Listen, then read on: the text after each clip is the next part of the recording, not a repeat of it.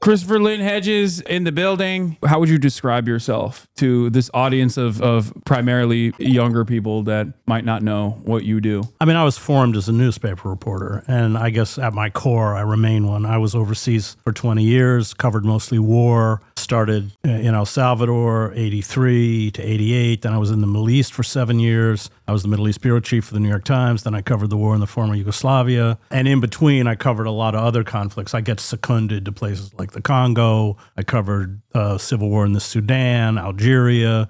I covered the civil war in Yemen, even though I made the mistake of being on the losing side. But mostly war. I was either in conflicts or got airdropped into conflict. Yeah, I've tremendous experience in this field. You were also writing for Christian Science Monitor, right? When I started, I was freelancing for Christian Science Monitor and NPR out of Salvador. Yeah. Yeah, and you have a new book coming out, A Genocide Foretold, right? Yeah. So what's the book about? I spent a lot of time in Gaza because I'm an Arabic speaker and have pretty much focused, and you've done good stuff on this, on the genocide since it started. It's personal. I've lost a lot of friends. I mean, actually, most of them, we don't know what's happened to them. So you hear from them periodically, sporadically, and then you just stop hearing from them completely. And so it's a collection of, they're not essays. We just I've written so much since October 7th on it that we just formed it into a book to give the genocide some kind of context. That said, I just came back from Egypt a couple days ago. Mm-hmm. I was there with the cartoonist Joe Sacco, and we were interviewing Palestinians from Gaza because the foreign press can't get into Gaza. Yeah. And so we're just determined to counter this erasure, not just the physical erasure, but the erasure, of course, of people, but also the erasure of their culture, their history, their stories, and it's kind of our contribution. Sacco, he did these two great works, Palestine and then Footnotes in Gaza. Yeah. Well, first of all, thank you for all of your contributions, and we're very honored to have you here on the broadcast. We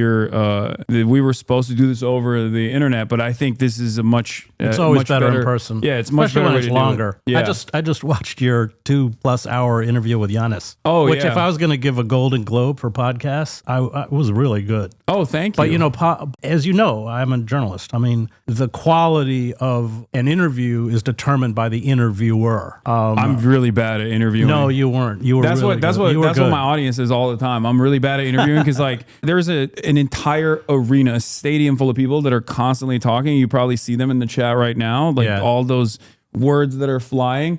So I'm doing live production at the same time, making sure that the cameras are working, and also simultaneously keeping track of what's going on with the chat. So I'm a little bit all over the place. So I apologize. And if I don't make direct eye contact as I normally would in person-to-person conversations, that is because I'm actively monitoring all this other stuff that's happening. But enough about me. So we are you came in at the right time. We were just talking about Matt Miller, former spokesperson for the U.S. State Department, now coming out and distancing himself and distancing the previous administration in a way from the actions of Israel, and openly admitting that maybe undeniably Israel had done war crimes, and that openly admitting that the war crimes were not properly investigated by the Israeli authorities. Have you seen this at all? No, I didn't. All right, well, let's watch it once again, I think, then, from the start, because I want to hear your perspective on this, as well as someone who obviously has been closely covering everything that has been going on since October 7th. In this case, I can't go through all. Wait, no, this is not what I was looking for. Hold on. Here is the 2-minute video. This is on Sky News, as a matter of fact. Going on in Gaza now is a genocide? I don't think it's a genocide, but I think I think ridiculous. It is without a doubt true that Israel has committed war crimes. You wouldn't have said that at the podium. Yeah, look, because when you're at the podium, you're not expressing your personal opinion. You're expressing the conclusions of the United States government. The United States government had not concluded that they've committed war crimes, still have not. First and foremost, that's just following orders, like the Nuremberg defense that failed. Yeah. They're saying that that's the American government's official position, so what can I do? Which is insane. People have gotten far too confident in the international organs of justice not doing the correct thing, especially when the American government is actively defending Israel. And there's some truth to why they feel this way. There's understandable reasons for why they feel this way, but it's crazy to me that he's just openly admitting that. It's also crazy that he won't admit it's a genocide. Yeah. I had to deal with these people as a reporter. I have zero respect for them. We have enough problem in the press at places like the New York Times where people think journalism is about being a stenographer to people in power, and you can make a very good career of it at places like the New York Times, where I spent 15 years, and win lots of prizes. I don't think that's journalism. These people are absolutely amoral. They will get up and cynical, because they will get up and lie and they'll know they're lying. And the reporters in the room know they're lying. And it's a dirty little game. But I never did that kind of reporting. I was always in the field. I never reported on Washington. I never followed around the Secretary of State or something. I was always in places like Sarajevo or Gaza, which is real reporting. I mean, the essence of reporting for me is holding power accountable. And, these are the classic kind of mandarins of power. It's all about careerism, but they have no moral core, and that he pretty much just exhibited that. Yeah. He, of course, also denies it as a genocide. Do you feel like admissions like this, and you've probably also noticed that there is this market shift, this attitude change, maybe a new permission structure that has now taken hold over legacy publishers that have either never really covered what Israel was doing, or when they covered what Israel was doing, they oftentimes contextualized that violence by sometimes directly talking to Israeli envoys in their coverage. Do you feel like there is an attitude shift that you notice as well in Western press? Maybe I think in the aftermath of this last round of starvation policies that Israel implemented, and all of a sudden you had Western politicians coming out and also starting to criticize Israel for the first time? Well, it's because of the starvation. I mean, you can, attempt to justify attacks on hospitals and schools by saying they're Hamas command and control centers, or Hamas uses Palestinians as human shields. It's pretty hard to justify starvation. So that's when the shift began. But they're just trying to cover their ass. They're not going to do anything. I think they're just, they recognize now that there's just no way out in terms of defending what Israel is doing. There's no way that they can at this point argue that it isn't genocide.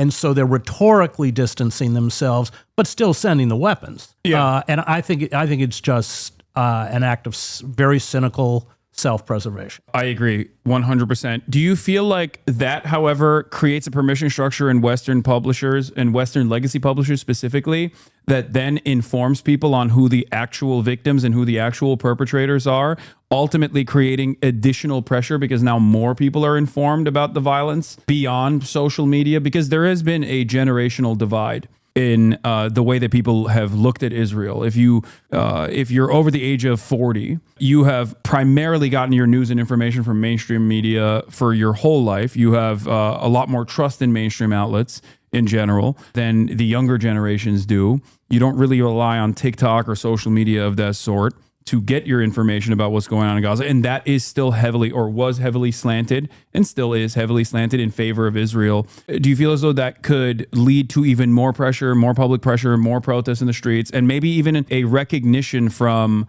the public that the liberal democracy is a lie, that this project is over, it's done, it's in its final stage? Well, the legacy media, which I come out of, has once again failed to do even basic journalism. I spent time in the encampments at Columbia, at Princeton. I have tremendous admiration for these students who, at the risk of their degrees and their status and everything else, stood up to do the right thing, were slammed by the country, by the media, and by their own universities. And what was the narrative that was peddled about these encampments? It was that they were filled with Hamas supporters and anti-Semites. It's just patently untrue. Yeah. And then it's just, what angered me is that they didn't even bother to go report. I mean, if you watched closely with the New York Times, they'd race up to Columbia and go to the Hillel house and find some Jewish student who felt uncomfortable. Yeah. Meanwhile, 108 Columbia students were thrown in jail by the cops. So they fed the narrative, and this was from the beginning. So after October 7th, Columbia banned the student chapters of Jewish Voice for Peace and Students for Justice in Palestine. They hadn't even done anything yet. Yeah. There were no protests yet. Yeah. And so they fed a false narrative. And this is now being used by the Trump administration. They gave credibility to this lie. Yeah. And now this lie, which they created, is now including the Democratic Party. Let's not be Schumer was one of the worst. So 3,500 student protesters were jailed under the Biden administration. Yeah, exactly. So, and they were self-flagellating themselves too. You know, you saw it with Claudia Gay and all these going before the Congress. And I watched it and I thought, you know, they're going to lynch you anyway. It was a complete misreading of power and a complete misreading of motive. Like Trump cares about anti-Semitism. I mean, he's got neo-Nazis, you know, in his cabinet. And so they misread power. They gave credibility to a false narrative. And essentially what they did is hand the bullets to their own executioners. And that's what's happening. So look at Harvard. I mean, Harvard was one of the worst in terms of crushing any kind of dissent on its campus, giving credibility to this idea that, I mean, look, I've taught at Princeton, I taught at Columbia, I taught at NYU, I did my graduate work at Harvard. The idea that these places are bastions of anti-Semitism is just absurd. It's so absurd. Even Steven Pinker, who I don't think awful. I agree with any point on, literally came out in this last round of attacks against Harvard and was like, you guys are being ridiculous. Yeah, they are. Like, and it's interesting because like so many of the Harvard graduates then ultimately go and work in Republican administrations. Yeah, It's a war criminal factory for the most part. And, you know, having spent 4 years there, the left is about as welcome at Harvard as Trump. The idea that these are leftist, you know, bastions of, exactly. But I fault the media, I fault the Democratic Party, and you're right that the only people with a conscience came from that kind of generation which has separated itself from the legacy media. Yeah, completely. But the legacy media has just failed us over and over. We go all the way back to the Iraq War, weapons of mass destruction. The fantasy of Russiagate was, you know, for which the Post and the Times won Pulitzer Prizes, even though the Mueller report exposed that all of it was garbage. It's just a complete and utter collapse of any, you know, real pretense of journalism at all. And this is just the latest chapter of that. Yeah, I think like some of the more recent examples I would say that happened almost in real time that because I remember like covering it was when Cy Hirsch came out with his reporting initially on the Nord Stream pipeline explosion. And I could not believe that the immediate notes from mainstream publishers was, oh, maybe Russia did this to itself. Yeah, right. Which doesn't make any sense. Which was such an insane thing to say. It defied all reason. It defied all logic. And yet they still attempted to do so. Like they still attempted this narrative. And I could not believe it. It was such an unbelievable narrative. Let's just on a minute with Cy, because he's a friend of mine.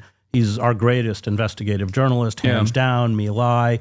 He's the one who exposed the images from Abu Ghraib. He's the one who imploded the false narrative about how Osama bin Laden was killed and assassinated. He couldn't publish that in the United States. It got to that point where he had to publish that. I think it was in the London Review of Books. He's been completely blocked out. And the Nord Stream pipeline is he now just runs a Substack like I do because he can't. And he's the dean of investigative journalism. He's what we all aspire to be. Yeah. Speaking of like active suppression, I feel like everything that's unfolding right now was decades in the making. And it's not like those who are in these right-wing think tanks or just any think tank that is adjacent to the State Department was sheltering the public from their opinion on what must be done. You had Project 2025 and even Project Esther coming out of the Heritage Foundation. These are all detailed reports on how to undermine or how to manipulate public consciousness and utilize the Trump administration to basically finalize the unitary executive theory, but also simultaneously make America into a full-blown tyrannical dictatorship. And the reason why I'm talking about this specifically is because I think, just like you pointed out, Trump is not a defender of Jewish people. Like, I don't think he gives about Jewish people. He cares about money. He cares about the Adelson family when Sheldon gave him, $100 million. And then this time around, Miriam gave another $100 million. All of a sudden, he's offering endless amounts of leeway to Israel in the identical ways in which the Biden administration did. But all of this suppression, all of this like combating anti-Semitism narratives, I think are a way to open up the floodgates of complete control and complete dominance over Americans, the way they think and the way they speak, in an effort to erode the First Amendment. Yeah, it's a total subterfuge to destroy the left and the liberal class. I don't really like liberals, and I've written a lot against them. But at least liberalism pays lip service to pluralism and inclusiveness. Yeah. So there's two things. One, any authoritarian state is about destroying any pluralistic narrative. There's only one narrative, which is the deification of the old white slaveholders who created America. And just as we deify them, we have to deify, the old white people who are in control. There's that, the destruction of pluralism. But it really, what it is a way to eviscerate the left. And there I'm thinking of the students, not so much the faculty. Very few faculty have stood up with these students. And that's what's happening. So in the name of anti-Semitism, and then you have this weird tautology where Jewish students are being persecuted by non-Jewish figures for being anti-Semitic. Yeah. There is nothing more interesting than watching someone who is not Jewish, like Hawley, berate even Zionist Jews who are sitting in front of him in a congressional hearing. And these guys are from institutions that actively do work to suppress pro-Palestinian speech. And even they're like, well, this is a bridge too far in terms of deportations.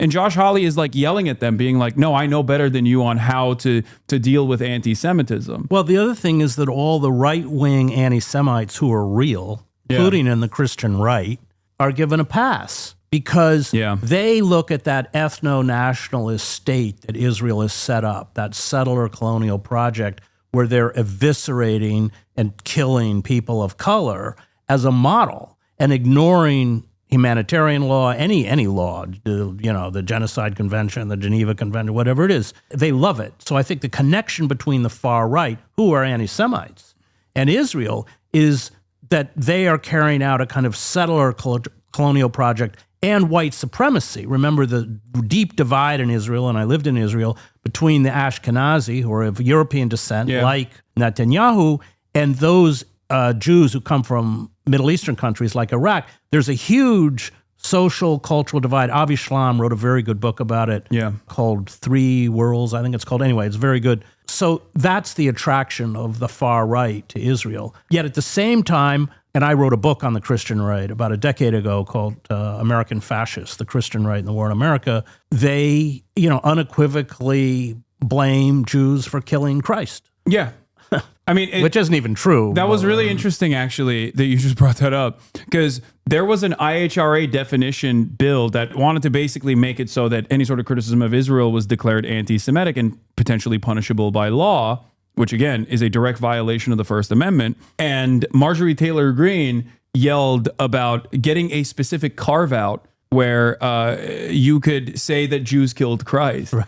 And that anti-Semitism combating bill inevitably ended up featuring this hilariously anti-Semitic canard in it, this anti-Semitic trope in the bill itself, tasked with combating anti-Semitism, on paper, and yet it gave an out to Christian fascists who wanted to say, Jews are still ultimately the enemy and they killed Christ. Well, you see Netanyahu making these alliances with Hagi, or Orban. I mean, these guys are openly have made, just spewed one anti-Semitic trope after another. But this has nothing to do with anti-Semitism. It has to do with the rise of fascism. And you have in Israel, within the Zionist project, there has always been a strain of fascism, just as there has been a strain of fascism in the American project. Go back to the Ku Klux Klan in the 1920s, which mirrored the fascist movements in Europe. And the fascist movement in Israel comes out of Vladimir Jabotinsky, who Mussolini called, I'm quoting, a good fascist, who created his own kind of Jewish version of the brown shirts. This was picked up by the radical right-wing Rabbi Meir Kahane, who I covered and knew. Same thing with the JDL. So there's always been this strain, just as there has in American society. And unfortunately for us, for the Palestinians, and for the Israelis, these strains are ascendant. They've taken power. The way I see it is, well, one, I see Israel as simply an extension of America. By design, it's an extension as a settler colonial state for Western powers, all the way from its inception, all the way since the Balfour Declaration. But in its current formation, it's still used as a agent of espionage in a resource-rich region and unsinkable aircraft carrier, which is why there's been so many allowances for the Israeli state to even at times directly counter the CIA, which is why, there are people within the CIA that don't like Israel for good reasons. And then there are obviously people who overpower the skeptical individuals within the CIA. But The reason why I'm mentioning this also is because I feel like people refuse to contend with that. And while Israel is an extension of America, Israel also is America's future.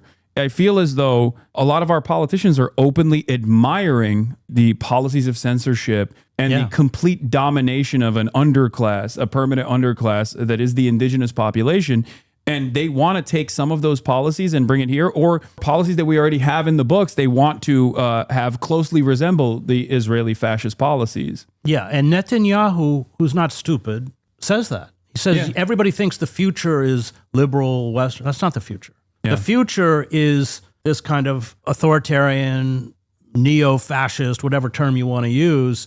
And unfortunately, I think he's probably right. Yeah. And you're exactly right that the admiration, because Israel just acts without restraint. I mean, I think it's Ronan Rise and Kill, you know, that book by Ronan Bergman, where he's about Israel's assassination program. He says Israel's assassinated more people than any other Western country. Yeah. And of course, in Gaza, targeted assassination occurs, you know, and it's not daily. It's not just Hamas. I knew many of the Hamas leaders, but it's like they're poets, they're writers, they're doctors. Yeah. Right? When I just came from Egypt interviewing Palestinians for this book I'm doing, and what was so chilling was, and I was interviewing doctors and journalists and others, was that the moment the journalist would go off the air and go to his house, a drone would appear and kill him. Yeah. Or the moment the doctor finished his shift or was on his way to Shifa, the drone would come and kill them. And when the drones would come, they would often take out just the apartment. So you have a 4 or 5 story building. Yeah. They would take out just the apartment where that doctor or that journalist lives. So there's no question. I mean, they've killed over 200 journalists. I don't know how many doctors.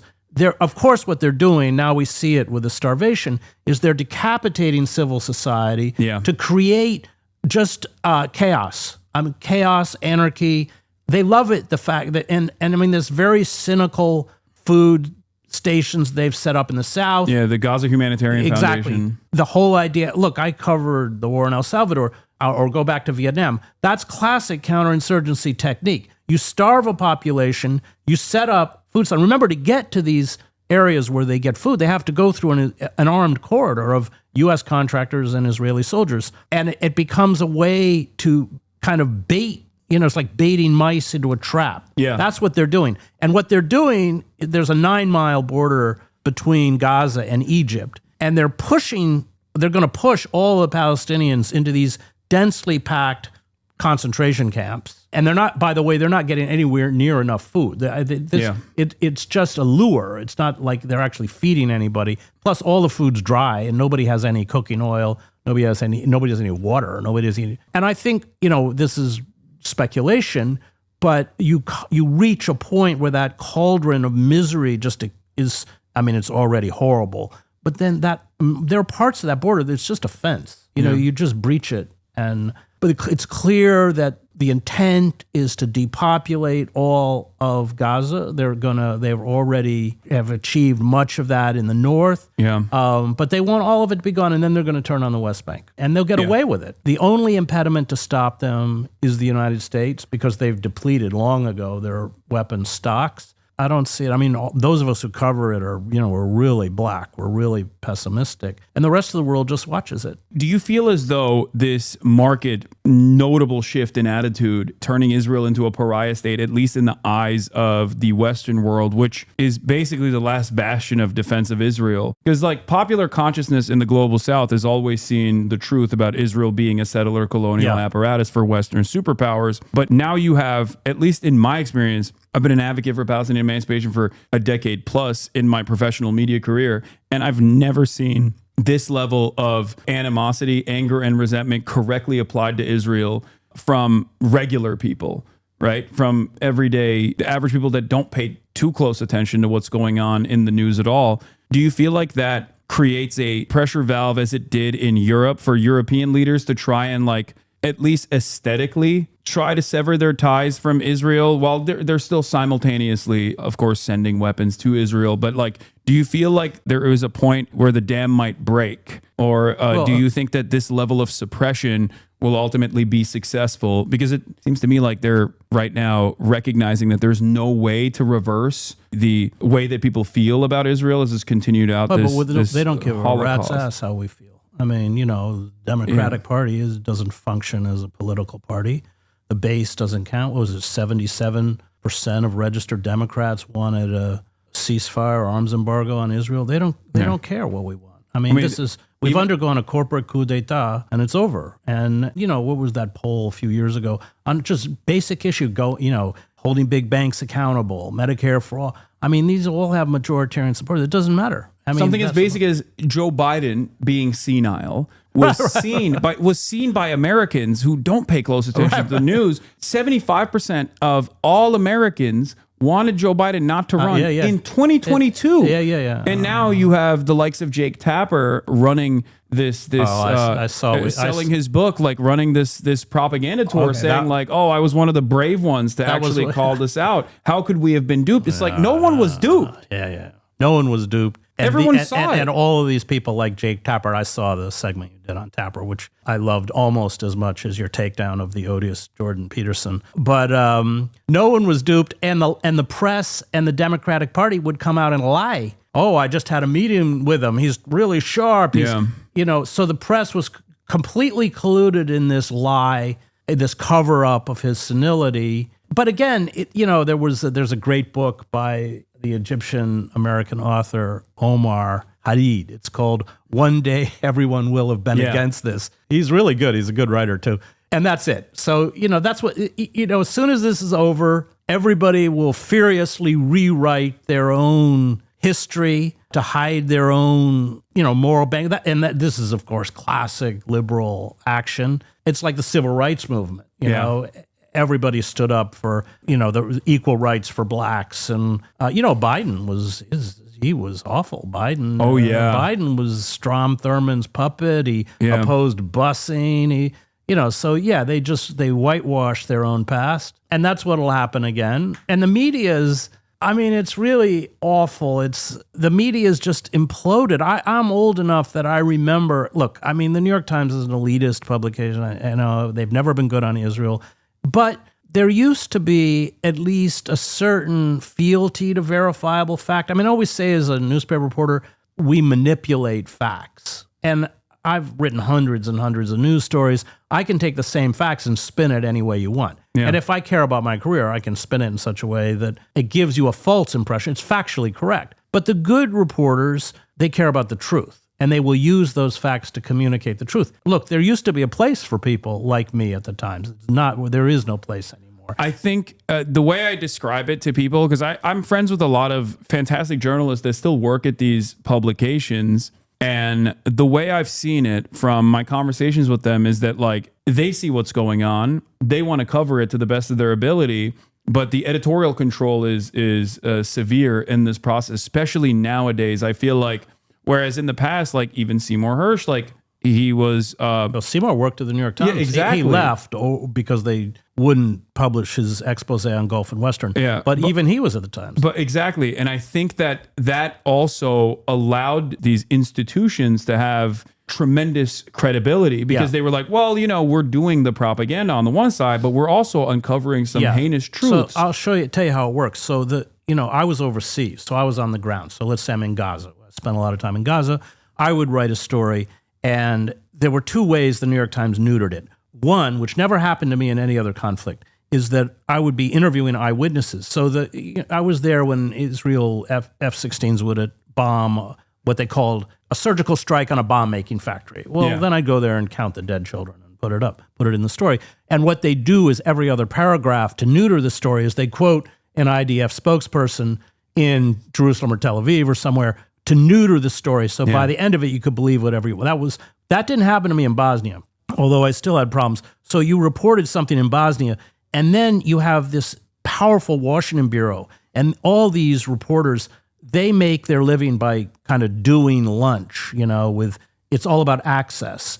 And unfortunately, these big media empires, they prize access above truth. That's how we got the whole, weapons of mass destruction lie that they perpetrated. And so you're not only fighting, in my case, Les Bosnia, over the Clinton administration, which did not like my reporting, but you're also fighting your own Washington bureau. And the way they would neuter it there is they'd run my story, sometimes on the front page, but then they'd run the official version. My favorite story of that is, just to show you how absurd it is, I covered when the plane crash for Ron Brown crashed. I was in Croatia. Unfortunately, we had a reporter on the plane, and Dubrovnik is a really difficult airport to come in because there's actually this big mountain you have to come around. Yeah. So these hotshot U.S. Air Force pilots just plowed right into them. It was very rainy and foggy. They couldn't see. They went straight into the mountain. Well, I went up to the crash site and then called into the Times that there were no survivors. And R.W. Apple, who was in the Washington bureau writing the official version, said, no, the Pentagon says that there's wreckage in the sea. I said, no, I was there. So, no, the first edition of the paper went with that, even though I was there. It was a classic example of the power of the established institutions to whatever the narrative is, which is almost always false. I mean, I.F. Stone said these establishment reporters know more than me. Unfortunately, most of it's wrong. So, but there were people like myself, Sidney Schanberg. I don't know if you remember who he was. That's the Killing Fields. Yeah. Cover Camp. Sidney was a great journalist. He got pushed out too. But there was a place for us. We were management headaches. We weren't careerists. We were never going to be made editors. And now that's been erased. And, watching the Times just breaks my heart, frankly. I mean, I know the encampments sound like a small thing, but for me, it's not, because you've got, 750 reporters. Just send one up for a day. Yeah. I mean, on those encampments on Friday nights, this was true at Columbia, it was true at Princeton, they would lay down a tarp. The Muslim students would say their prayers, and the Jewish students would have Shabbat on the same tarp. Yeah. That's the kind of world we want to create. Yeah. I actually did go to the encampments at UCLA and covered them extensively and we had a couple other people in my community that are also routinely at the encampments. It was actually shocking because I've covered protests and I've been a participant in protests. I've spoken at rallies, and I had actually never seen such tremendous messaging discipline from these students that were so incredibly organized against all odds, and they were fantastic. So I could not believe what my direct reporting was, as opposed to how the LA Times would cover it. And they were met with so much resistance from both the administration and so much resistance from the police force, and of course counter protesters that were not from the school that were there and caused physical harm. Well, attack them while the cops stood by and watched. Exactly. And it was shocking to recognize that. But I guess being 33, my assessment, I didn't grow up in an environment. I lived in the weapons of mass destruction environment. So my assessment always is that, yeah, of course they're going to lie about certain things. And that's a part of what I try to do is explain to my audience, hold their hand through the process of looking at media coverage, always explaining to them that there is going to be instances of omission, and try to bake in media literacy, force feed media literacy in that coverage, even though I still, of course, rely on mainstream reporting for that because no one else has access. I mean, so let's be clear, the lie of omission is still a lie. Yeah. And that's very effectively used. Yeah, I mean, it's just another abject failure. And in a way, these legacy media outlets are just committing suicide, I think, by doing this. Yeah. I mean, who watches MSNBC or CNN? And also, let's be clear, these people aren't journalists. I mean, people like Jake Tapper, they're, what's her name, Rachel Maddow. Yeah. I mean, what does she make, $10 million a year? I can assure you no real reporter makes $10 million a year. Yeah. They're, celebrities. It's collapsing, yet at the same time, those who are struggling to hold on to any kind of honesty or moral probity or truth are being marginalized. I mean, you've been attacked. I've been attacked. Yeah. And then we get into all the algorithms. Because the legacy media, it's like Israel, because the legacy media really doesn't have an argument to cover their own complicity and their own lies. They're trying to shut down those people. There's always been that battle in American journalism. I mean, I think that the alternative media was a force. I'm thinking of Ramparts and Village Voice and Mother Jones before it became a piece of shit. And all of these publications, The Nation before it decided to sign on for the Democratic Party project, But all of these publications, they forced the legacy media to do their job because like COINTELPRO, I mean, that was broken, I think, by Ramparts, but it comes out of the alternative media, like Julian Assange. Let's take Julian, who's a friend of mine, very good friend of mine, and who for 14 years, I mean, I went to London, covered all his court cases, who I think is the greatest journalist of our generation, hands down. When Julian, when the WikiLeaks, the Iraqi war logs and everything came out, you had the legacy publications, El País, The Guardian, Der Spiegel, I think, or I don't remember, the New York Times. They all published it. Why? Because if they didn't, they would have been exposed for who they were. But what you saw is as soon as they were published, they set out to destroy Julian. Because they never, I come out of these, or they hated Julian for what he had done. And the media, including The Guardian, or Bill Keller, who was my executive editor at the New York Times, he was actually my foreign editor. I mean, it was vicious. And it was vicious because he ripped back the veil on the inner workings of empire and showed it. And these people are tools of empire, propagandists for empire. Yeah, no, absolutely. I think what you're saying is something that I'm like, obviously nothing I do is even remotely comparable to the sacrifice of the likes of Julian Assange, of course. But I see this in a smaller, like in a microcosm, in a much smaller capacity with my coverage as well, where you have someone who works for the Israeli state, the ADL, I call them the Apartheid Defense League. Oh, I saw this. Jonathan Greenblatt, after any kind of like violence occurs, he will rush to CNN, and today he did it with Fox News.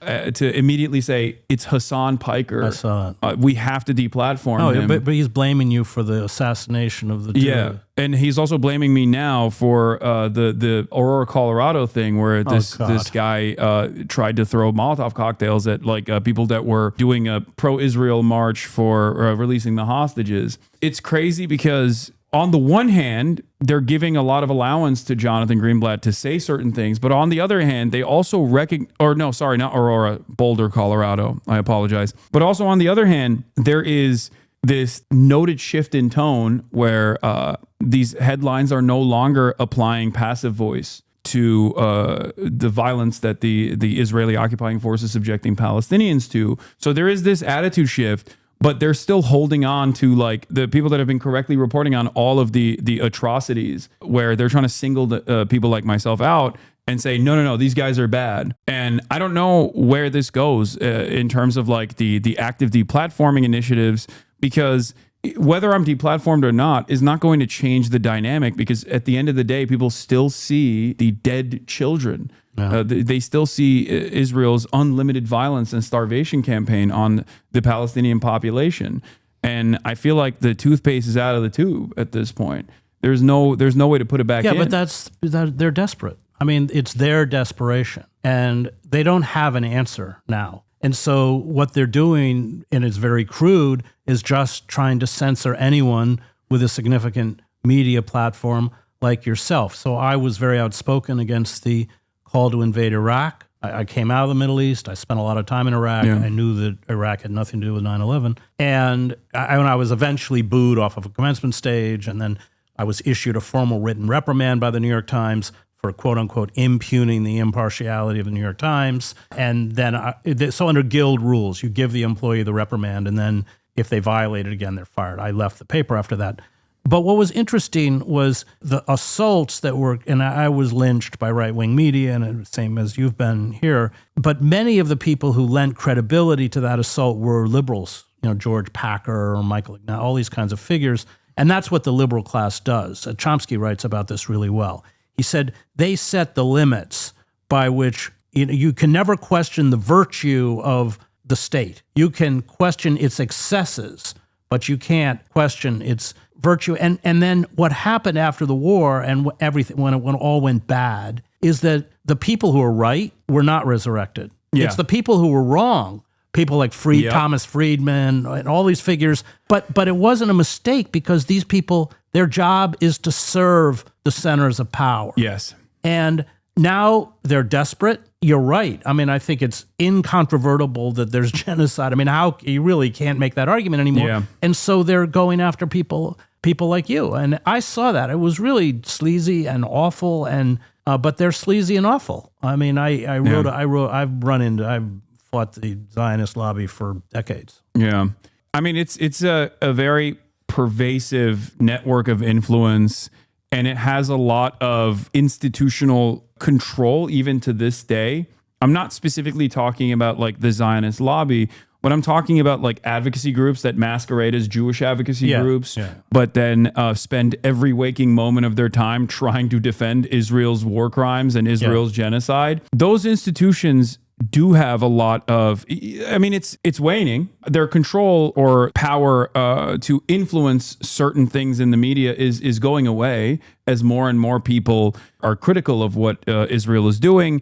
And then there comes the dual motive that mainstream press has, because like if their goal is to propagandize, they have to still have some veneer of credibility.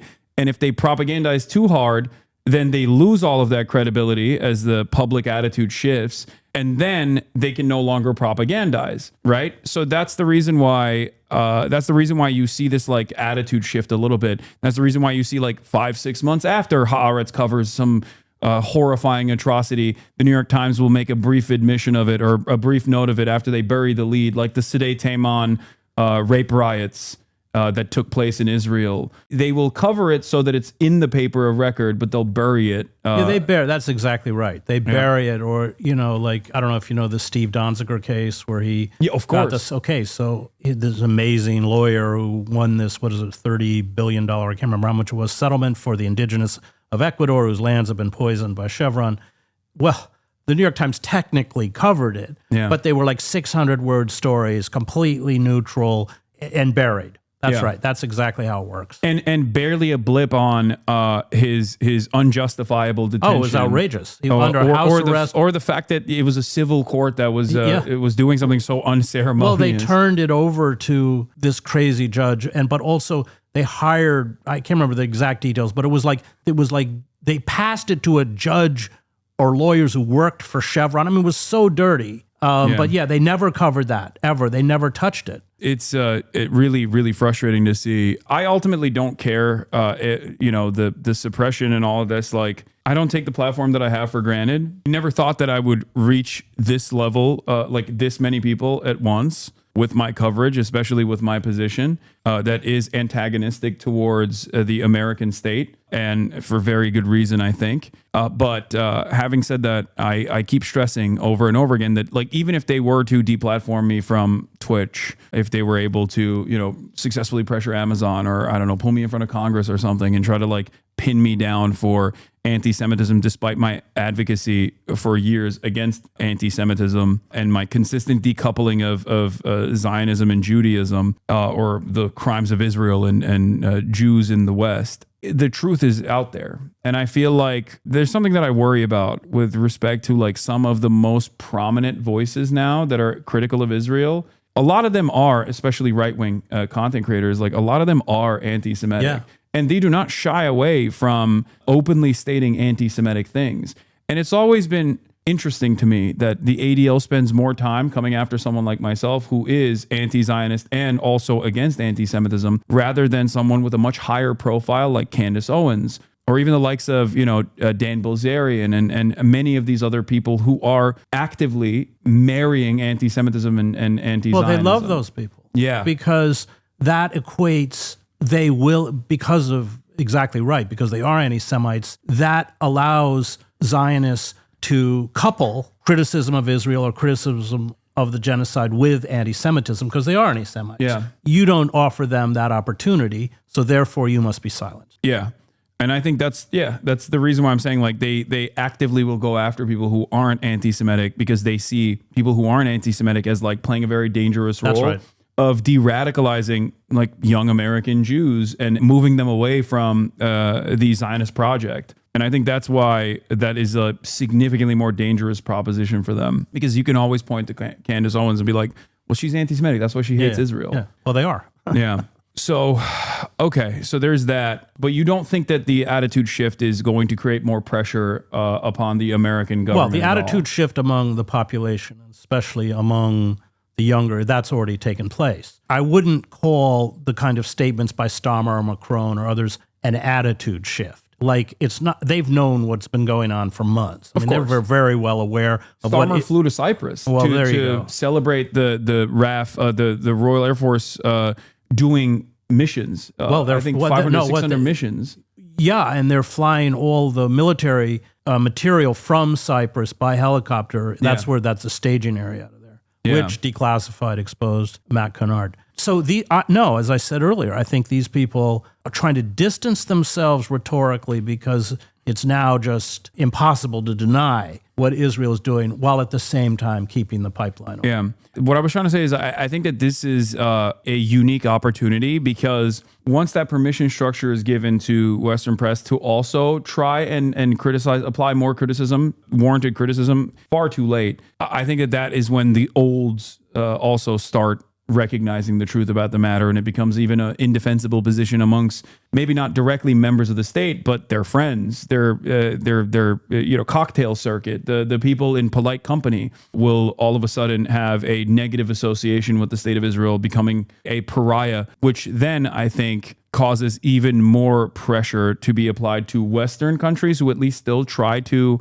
defend liberal democracy, more so than the United States of America ever cared for. And I think that any kind of like severance of ties from Israel and America, because we are partners in this genocide, will then make it even more difficult to continue this pressure campaign. That's what I think. I don't know if it'll happen. I don't know if this will actually change the trajectory of American foreign policy. They seem very firmly committed, but I still hope that eventually it will make it so that this is unsustainable for even the American political class. Yeah, the problem, Hasan, is that we're just weeks away now. If the blockage of food is not lifted, the orchestrated starvation, which already, I mean, we have 500,000 Palestinians who are now at risk of starvation. We're really so close, and Israel knows it. And I think that what you say is true, and I think Israel also understands that that's true, and therefore this is their window of opportunity, and they're going to use it. So, I mean, Israel and the United States are already pariah countries. I mean, completely. I mean, look at the votes in the UN. What can we get to support? I mean, can they get 10 countries to support them or something? We're already pariah countries. Yeah. And in the long term, as generations shift, the attitudes will shift. I think that's right. But I think for my fear is that we just don't have, we have such little time left to stop what's happening. Okay. I mean, it's devastating, but it's true. Yeah. I mean, even in this last moment, they are, again, using the delivery of aid as a way to further starve the Palestinian population, trap them. Well, it's what we did with strategic hamlets in Vietnam. It was the same. You destroy all the rice paddies, and the only way you can eat is to go to these armed, in essence, ringed, armed enclaves, which were totally controlled by the U.S. military, the South Vietnamese. That's the only way you can get food. But here, they're not even making a pretense of giving anywhere near enough food for some 2 million Palestinians who are there. It's just that when they're starving, they're desperate. And so even, that's when we've seen the rioting. What I think the numbers are 20 people have been killed now trying to get. It's really, really cynical and really dark. And the goal is to depopulate not just the north now, but let's say 75% plus of Gaza, and push everybody into that border area around Rafah. Yeah, and then ultimately push them into the Sinai is yeah, I just came, goal. I was with the foreign minister, the Egyptian foreign minister, and they're adamant that it won't happen. But having lived in Israel and covered, given Israeli hubris, coupled with racism, I know what the Israelis think of Arabs, what they think of Egyptians. Yeah, or even the Palestinian citizens of Israel. Of course. Yeah. Of course. So I was just with, I don't know if you know Pankaj Mishra. Do you know him? He's an amazing Indian intellectual. He wrote a very good book called The World After Gaza. He also wrote another great book called The Age of Anger. But I just had dinner with him in London on the way back. And I mean, he's in agreement that we're guessing, but this is where Israel's going. And so despite Egypt's protestations that this will never happen and it's unacceptable, they just may do it anyway. There is also a flotilla.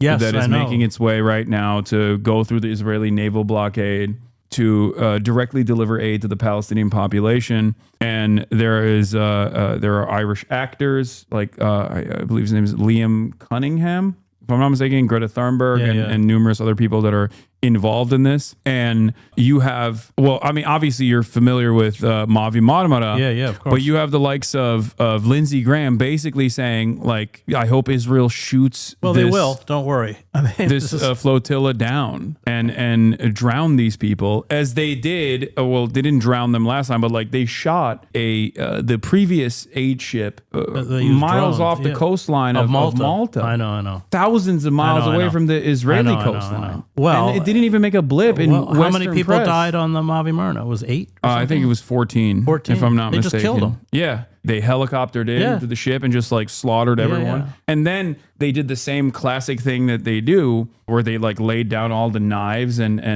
batons that were on the ship to be like, these were the dangerous weapons that they were delivering into the Gaza Strip. And also simultaneously made like fake correspondence, as though like the people in the Mavi Marmara ship were saying like, go back to Poland or go back to Auschwitz is what they claimed. They were saying, wait, how many people were killed? Maybe it was 9. I might have gotten it wrong. I mean, let's be clear. Israeli commandos helicoptered onto the ship with long-barreled weapons and shot people. Yeah. I mean, it wasn't a drone. It wasn't from a distance. This was up-close killing unarmed activists. Yeah. 9 killed, 40 injured. Yeah. They doctored images or doctored audio to be like, they said, remember 9/11. Right. Well, as though that was like a warranted response to just like slaughter everybody. Remember when they hit the Israelis bombed that hospital? I forget which one it was. I think it was in southern Gaza. And then they released this video of like rockets, like from Islamic Jihad or somebody going off. Oh, Al-Shifa, yeah. Was it Shifa? Or no, Al-Ahli. Yeah, Al-Ahli. And so even the New York Times exposed them. They said, the timestamp doesn't work. It's completely bullshit.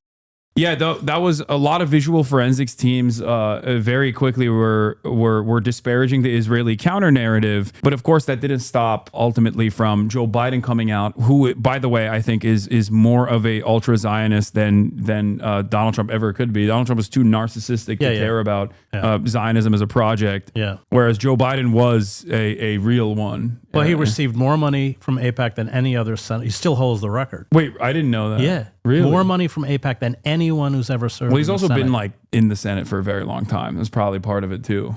I don't know. He had enough time to hasn't win been in the over. Senate for a while. He still holds the record. That's Don't get me started on Biden. Yeah. Oh no, I hate him as well. He's a horrible, rapacious monster, war criminal, and of course, as you said earlier, the media very quickly after his cancer diagnosis came out and were trying to whitewash his image and launder his reputation. Oh, they do it all. They do it to everyone. I work for Nader. I was Ralph Nader's speechwriter, and so they've even resurrected George W. Bush. Yeah. I mean, give me a break. Yeah.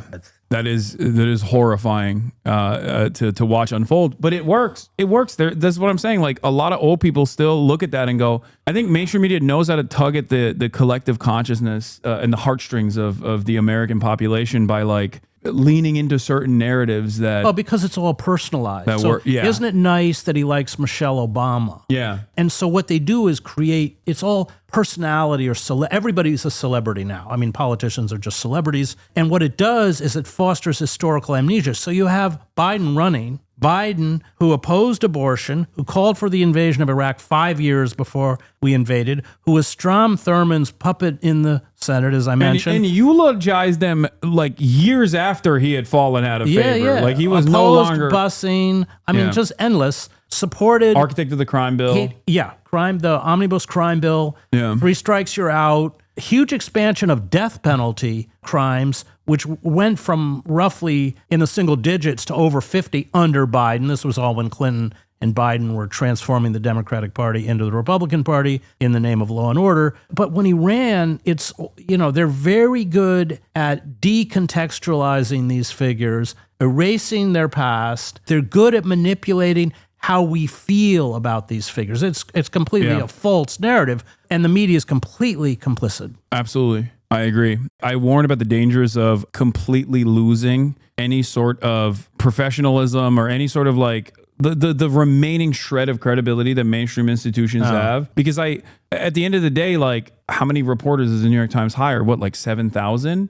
No. They have the New York Times. Well, when I worked there, they had about 1,500 roughly people. It's probably less now, but about 750 reporters. Oh, okay. Well, maybe I'm wrong about this, but I feel like there's New York Times. They don't have 7,000 reporters. That's New York for sure. Times, Unless how you're many? counting like freelance or something. Yeah, they might. Yeah, I think it's like with the freelancers. Okay, it's 1,700. Okay. Yeah, but that counts editors. The Yeah. Journalists, see, you only have about 750 reporters. The point I was going to make is like, regardless of how many they have, it's like this is immensely valuable. Like that's not.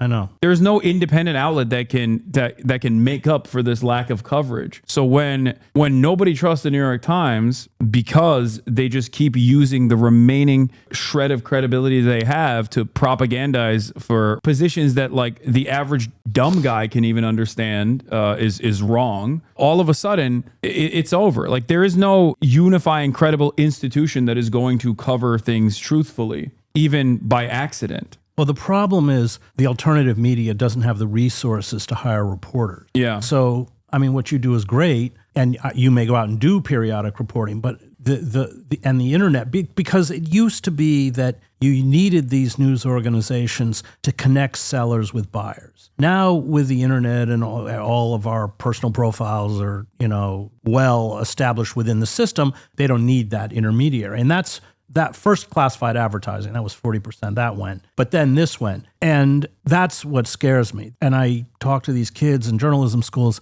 great, but there's almost no place for them to go. Yeah. And if they go to the New York Times, it's hard to get a job at the Times, and it's a very careerist-oriented institution. And so there aren't rules written on the walls, but you know what's going to get you in trouble and what isn't. You want to advance your own career. If you really, truly care about reporting, you are going to clash with the institution.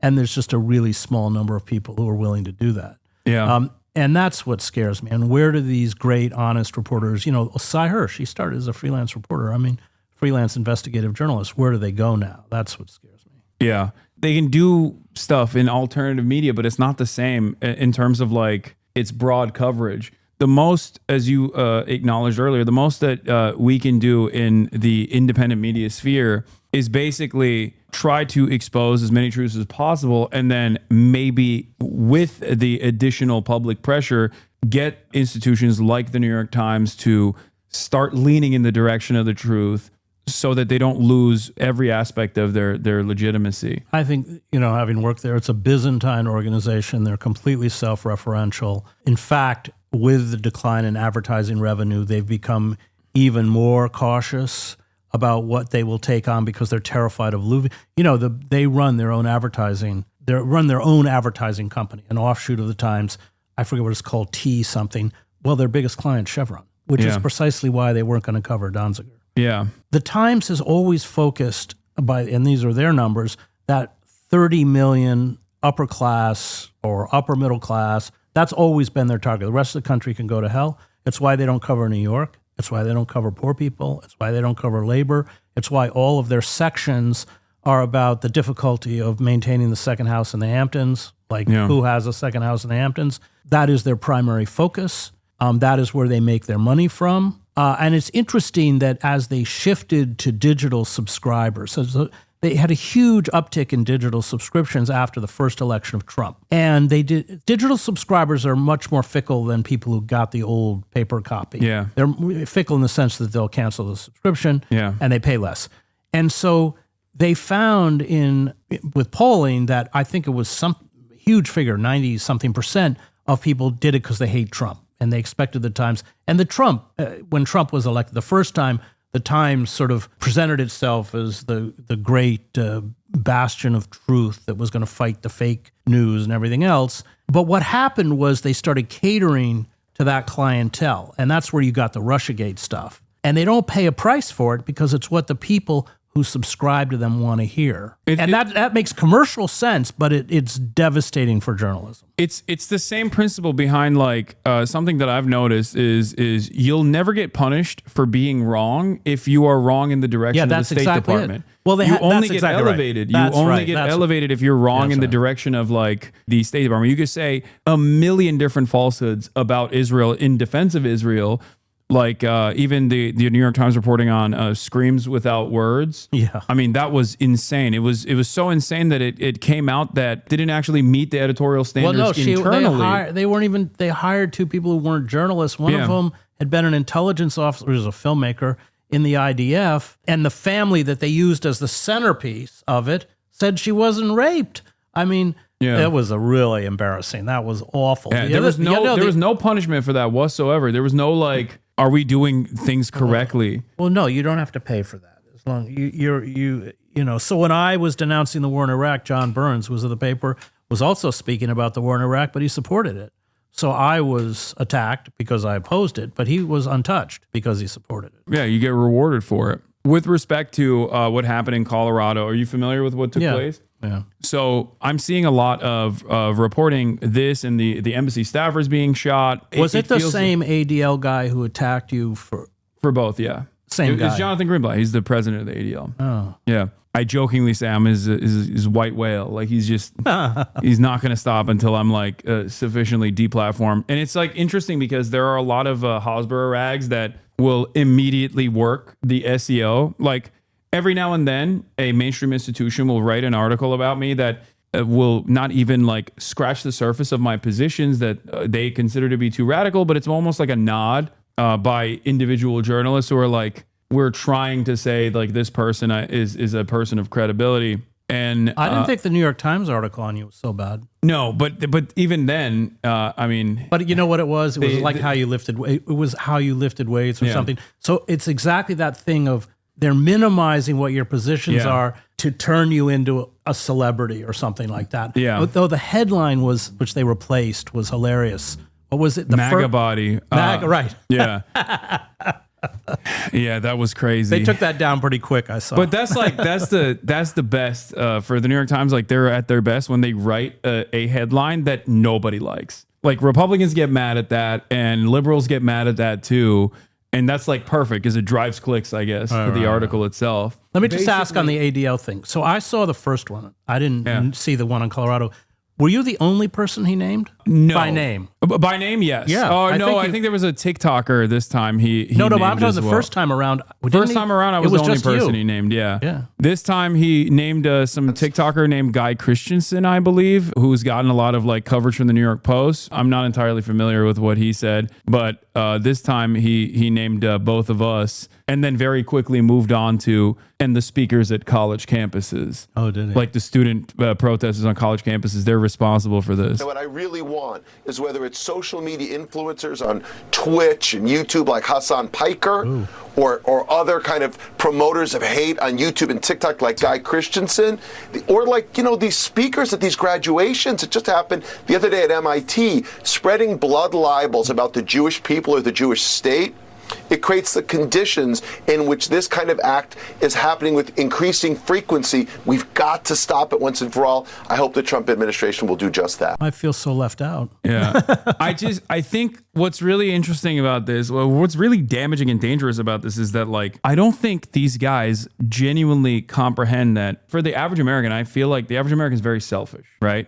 And they don't necessarily care about everything that's going on, even though they think like, yeah, this is really messed up. Like, oh, the children are dying. I don't like that. Our taxpayers are funding this genocide. I don't like that at all. But when you are engaging in censorship, that does directly impact Americans in a way that they are. It's worse, Hasan. They're not just engaged. What they're doing is essentially accusing you, when he uses the term blood libel, of an accessory to murder. That's what he's doing. It's not just censorship.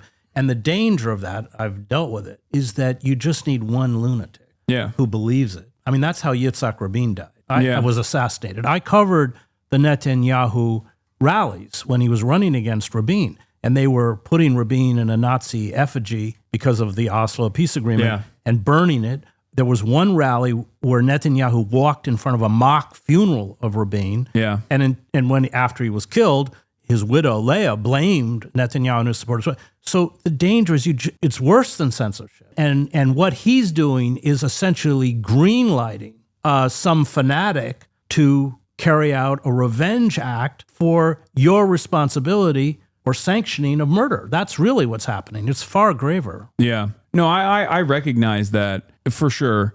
You know, it is what it is. There's not really much I can do about it. But what I was going to say is the other side of this is that for the average person that sees this kind of stuff and the consistent association from people who are in charge of powerful institutions that are tasked with combating anti-Semitism on paper, this conflation between Israel and Jews and the simultaneous invocation of blood libel doesn't actually cause people to take a breath as it did once in the past and go, oh, wow, I don't want to be anti-Semitic or problematic here. Maybe I'm wrong. Maybe they're right. It causes them to go, oh, blood libel is, I guess, when Israel does something that is actually horrifyingly violent. They start believing that blood libel is fake. They start believing that historic anti-Semitism was actually not real. And this is how anti-Semitism manifests and festers. This is going to boomerang. These Zionists are doing a huge disservice to Jews across the world. Absolutely. Because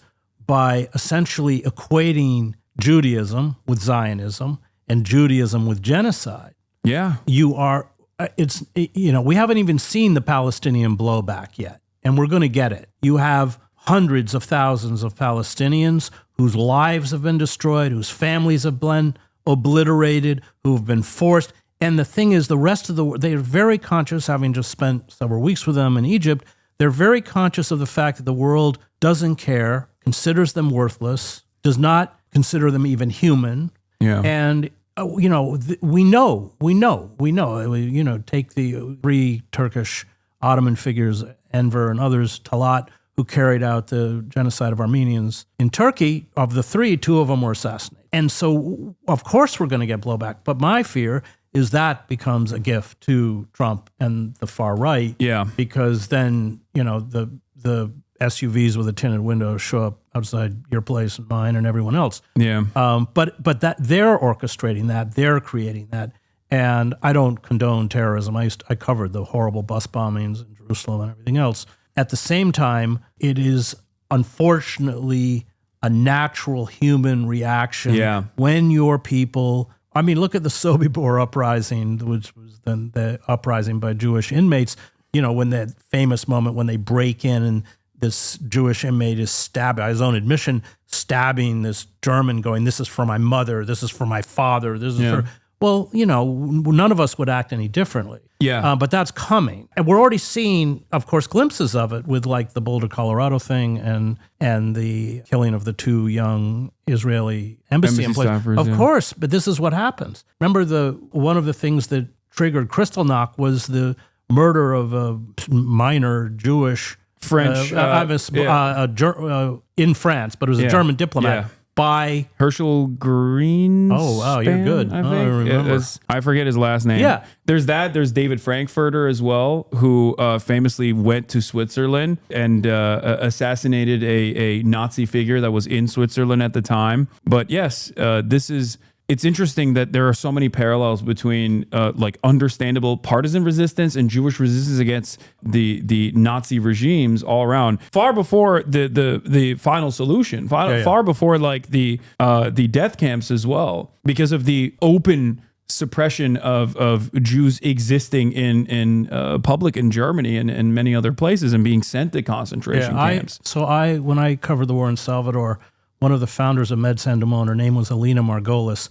She came down for 6 weeks every year to work in the refugee camps. She had been in the Warsaw Ghetto. She had been married to Marek Edelman, who was the deputy commander of the Warsaw Ghetto Uprising, the only one who survived. And they hated the Zion. They were Bund. They were socialists. They were atheists. They were, but it was a Jewish Bund organization. So as soon as Poland was occupied, they went underground to form armed resistance. But the Zionists kept trying to negotiate and kept ratting them out. And after the war, and the big moment for them was they smuggled somebody to Hungary because Hungary didn't deport its Jews until very late. Yeah. So they smuggled someone to tell them about Treblinka. And what happened was the wealthy Jewish leaders, 1,500 of them, Eichmann actually flew to Budapest, and they gave him a lot of money, and they got to leave to go to Palestine. And they didn't warn the rest of the Hungarian Jews who were slaughtered. A huge percentage of them were killed.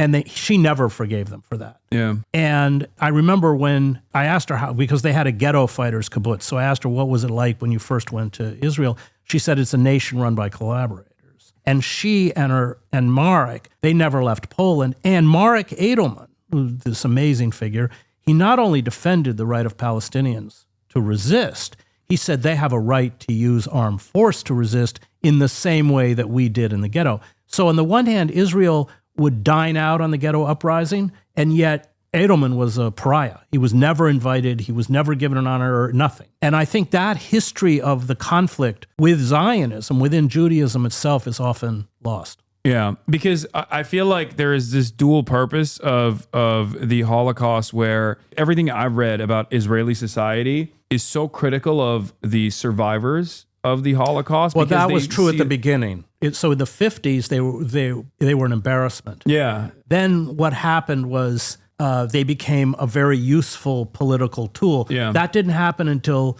let's say, roughly almost 2 decades after the Israeli state was founded. Yeah. Initially, it was resentment. And even then, still to this day, like Holocaust survivors are treated very poorly in Israeli society, from what I understand, even if the narratives have been weaponized at the behest of Israel to continuously say, like, this is a horrifying act of violence, understandably, because it was. And that we must never allow it to happen, which is why we have to be a militant nation, a nation that's constantly engaging in conquest. Well, it's about eternal victimhood. Yeah. So it's about the sanctification of their victimhood. Elon Poppy's written about this really well. So is Norman Finkelstein. Yeah. And therefore, you're able to carry out this genocide and paint yourself as the victim, which is precisely what this guy is doing, what Greenblatt is doing. Yeah. It's interesting to see like so many liberal Zionists openly adopt the framework of Meir Kahan saying never again just the Jews. Yeah. Like the notion that never again is supposed to imply just the Jews. Like that's what we mean when we say the problem never again. with all the Holocaust studies, and Primo Levi got it, is that we forgot the fundamental lesson of the Holocaust. And it's not that Jews are eternal victims. It's that when you have the capacity to stop genocide and you do not, you're culpable. Yeah. And this is a really, for me, of course it's personal because I've spent so much time in Gaza, but I think this is a really seismic moment in history. The global South, I don't think that Israel's going back from this, but more importantly, we in the global North have exposed who we are. It's just the mask is dropped. And as you see the breakdown of the climate and migrants fleeing, this savage industrial violence, which is perpetuated by Israel, by the UK, by France, by Germany, I worry that this becomes the template. That these global sort of climate fortresses in the North will then just kill with unmitigated savagery the way Israel and the United States, of course, is killing in Gaza. Yep. No, precisely. That is, I think it's not only just a laboratory of weapons, it's a laboratory for suppression techniques by the state, which then, ironically enough, even Israeli Jews experience in times of discontent, like they did in 2018, I believe, when they were protesting against the Supreme Court decisions, and the same like skunk sprays that they used in Palestinian villages in the West Bank were now turned on them. And this is the final point I want to make, is that like they do not understand the imperial boomerang. Because there is no way in which I think Israeli society will ever recognize that everything is based around the permanent suppression and death and destruction, extermination of the Palestinians, the indigenous population to the land. And when you don't address that immediate contradiction, and you refuse to recognize it, you don't recognize that your society is no longer the liberal bastion that you might have thought it was. It once was. It never really was, obviously, considering that it was still built on top of the Nakba and a permanent continued suppression of Palestinians and Palestinian statehood. But this is a warning that I always try to explain to people, like what Israel looks like right now, a truly fascist society. When people say like, how did the Holocaust happen in Germany? Like, how did German people turn a blind eye to these death camps that were, next door to where they lived? And you're watching it unfold. Yeah, of course. Well, there are two great Israeli scholars, Zev Sternhill and Yeshayahu Leibowitz, who wrote precisely that. And Yeshayahu Leibowitz, I think, wrote in the 80s, got it all. He said, if we become an occupier, then all of the methods that we use for occupation come back into and that's what, you go back to Thucydides, when he talked about the disintegration of the Athenian Empire, he said the tyranny that Athens imposed on others, it finally imposed on itself. That is true for Israel, but it's also true for us. Yeah. So having worked on the outer reaches of empire, I watched all this stuff get tested, drones, wholesale surveillance, militarized police, night raids. I mean, what's the difference between a night raid in Fallujah and a night raid in Oakland? Not much. Yeah. And that's what happens. These military entities hollow the country out from the inside, and then they use the tools of suppression that have been tested on black and brown people mostly overseas, but it comes home and hits the rest of us. And that, you're exactly right. That is what's happening in Israel, but it's also happening here. Yeah. LRADs, initially used as a crowd dispersal tool, long-range acoustic devices in Iraq. And shortly thereafter, now LRADs are in the hands of virtually every single police. That's how they broke up the protests on WHO. Yeah. Every single police department in the United States of America now has long-range acoustic devices that were previously utilized by the American military in Iraq. Yeah. So, yeah, it's Fascism is Colonialism Turned Inwards. Amy Cesar is correct. He's great. Discourse on Colonialism is a great book. Everyone should read it. So that is unfortunately what I think we are bouldering towards, and I don't know how to make more people aware of this devastating reality. I urge people not to succumb to nihilism and keep pushing. And keep up the pressure, because one day the contradictions will worsen to a degree where people will start recognizing that this is untenable. Do you have any final words? No, I think that's exactly right. I mean, we're not a fascist state yet. I mean, you and I are here. I've spoken to very large crowds in Los Angeles and Berkeley on the genocide, but we're moving rapidly towards it. Read Victor Klemperer's I Will Bear Witness. This is always incremental. We know where they're going. We know what they want. And there's only one way to stop it. That's mass mobilization. I think that, obviously the government is not going to halt the genocide, but we have to halt it. We have to target people who make these weapons in the United States. Dock workers should not be loading ships with weapons sent to Israel. Because if this genocide is going to be halted, and there isn't much time left, it's up to us, because nobody in Republican, Democrat, or, no one in authority is going to do it. Yeah. Well, thank you so much, Chris. Thanks, Hasan. And people can find you at your Substack if you want to shout it out. ChrisHedges.substack.com. Hell yeah. Thank you. Thank you so much for coming on. It's been a real honor to be able to host you. All right. Perfect.